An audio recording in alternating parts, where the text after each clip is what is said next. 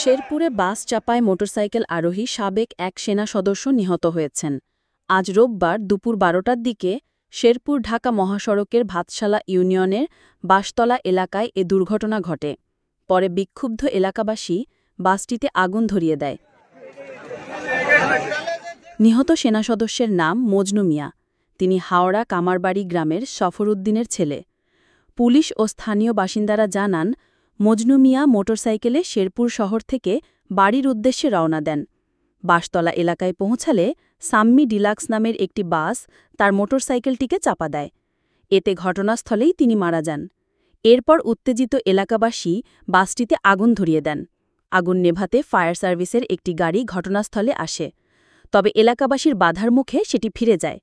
এতে মহাসড়কে প্রায় ১ ঘণ্টা যান চলাচল বন্ধ থাকে। খবর পেয়ে পুলিশ ও সেনাবাহিনীর সদস্যরা গিয়ে পরিস্থিতি নিয়ন্ত্রণে আনেন।